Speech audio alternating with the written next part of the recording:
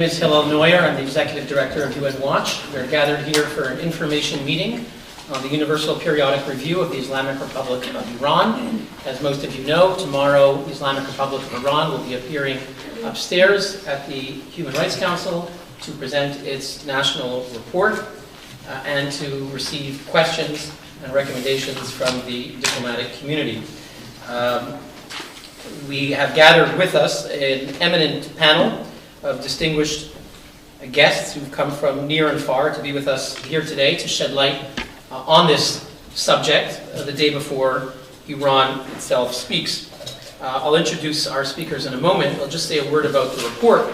This is the report that Iran has submitted. It's the national report of Iran submitted this summer, and which they will be presenting orally tomorrow, and it is the basis of tomorrow's Universal Periodic Review. Let me quote from you a few segments from the report. The report tells us that, quote, the laws of Iran repudiate all forms of torture. Well, we have with us at least one torture victim who will tell you, shed light on what she thinks about that statement and its credibility. We have in the report the statement that, quote, Iran has tirelessly worked to advance women's rights. And I think we'll hear from the whole panel. We'll hear from someone who is a lawyer for a woman who was just executed on Saturday. And from Marina, we'll hear a lot about how Iran works tirelessly to advance women's rights. The report tells us that, quote, in order to protect the rights of the people, the supreme leader has communicated the following general policies in 2014, including the need to fulfill the legal and religious rights of women, and the protection of legitimate freedoms and the protection of the nation's fundamental rights. We also learn in the report, quote, in all stages of prosecution, including detection, investigation, and implementation of sentencing, irrespective of race, religion, gender, or ethnicity, fairness is of paramount importance. And we'll hear from some individuals who serve time in Evin prison about how fairness is of paramount importance in the legal process in Iran. Two more quotes and then I'll turn it over to the panel. The report tells us, quote, consistent with Article 14 of the Constitution, the government is required to treat non-Muslims with respect and Islamic justice and equity and to respect their human rights. Finally, we learn in the report that, quote, alongside the recognized religious minorities, the rights of all citizens, including the followers of the Baha'i sect, are respected, end quote. I would now like to turn the microphone over to our panel, and I'll introduce each one individually. I'll just mention their names first. We have Mohammad Mostafaei, who will be first.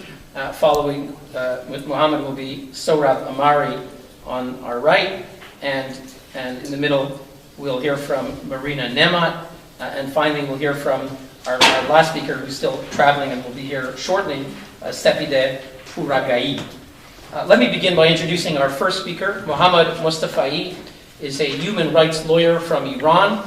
He is famous for having defended dozens of inmates who are on death row in Iran, and he's a longtime opponent of the death penalty.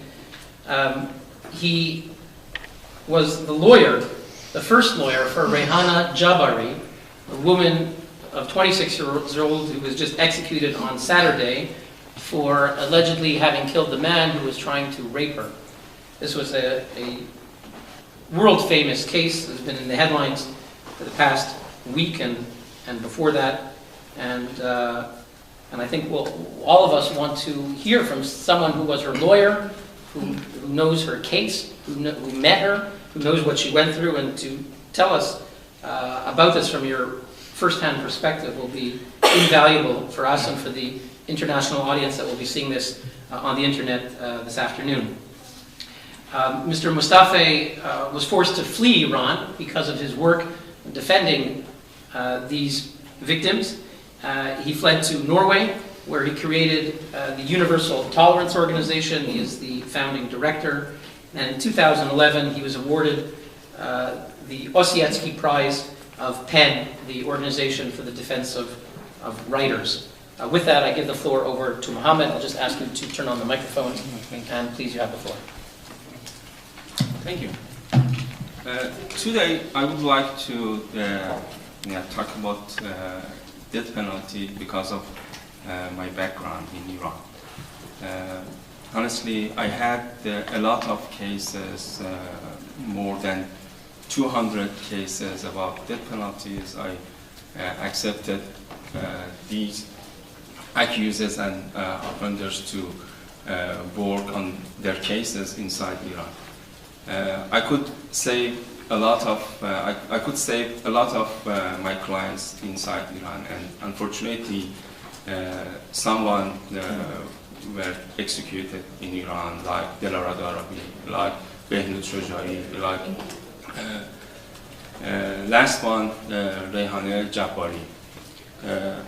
After revolution of 1979, not only did not the number of executions decreased, but also the number of crimes with execution punishment increased in Iran, like drug traffic, like juvenile execution.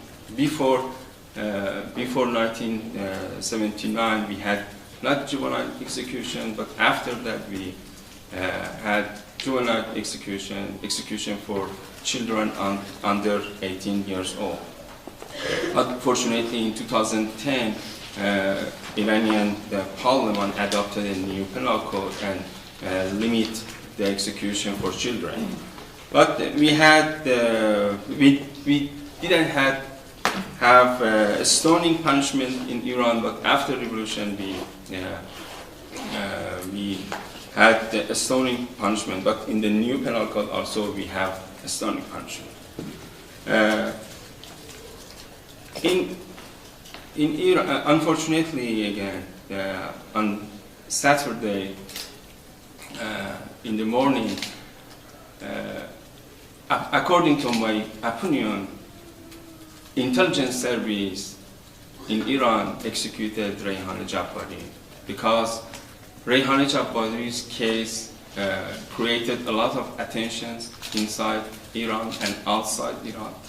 A lot of authorities, a lot of actors and lawyers, and also a lot of famous people tried to save Reyhaneh Jabbari, but because of the power in Iran, on Saturday, Reyhaneh Jabbari executed. I accepted Reyhaneh Jabbari's case in 2007 when she was in investigations, and from arresting and until execution, in the all process of the court, all process of the execution, all process of the investigations and courts, Reyhaneh said, I defend myself and Mr. Sarvandi, murder, wanted to rape me. And we had a lot of reasons for this crime. One reason was being condemned at the home, and one reason was being empty apartment. The apartment that Mr. Sarvandi invited Reyhaneh was empty, and nobody lived there at the apartment, and a lot of reasons we mentioned, but because of the actually Mr. Sarvandi was a member of the intelligence service, and his friend Mr. Sheikhi was also a member of the intelligence service. Reyhaneh explained about their situation and their condition, her situation and her condition, and explained about the condition at the apartment, but nobody believed this crime, and also because of any reasons, a court in Iran convicted her to death penalty. And then we tried to save it, but unfortunately we couldn't. You can read Reyhane's story online in the internet.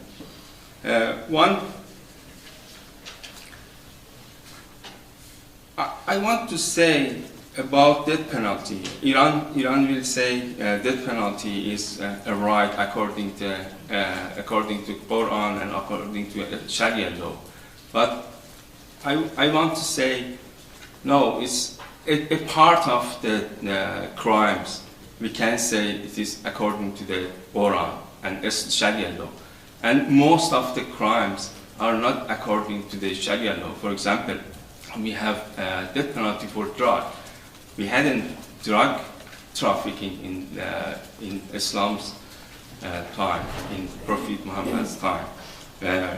And also, one most important issue is lacking intention in the crimes.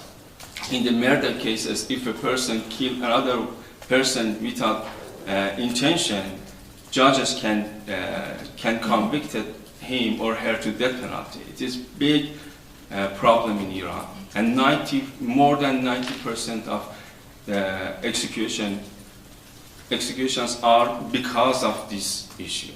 And also Reyhan Jabbari convicted to death penalty, and under the sentence, the judge written Mrs. Jabbari has not intention in this case, but the action was according to the criminal law is the death penalty. It is a murder case. But this is about death penalty. I hope with a good strategy and with a good pressure on the Iranian government, we could limit and eliminate the death penalty in Iran. I'm sure we can. If Iranian government stop the death penalty, I'm sure we can improve human rights in Iran, and we can increase the death penalties issue in Iran. Thank you.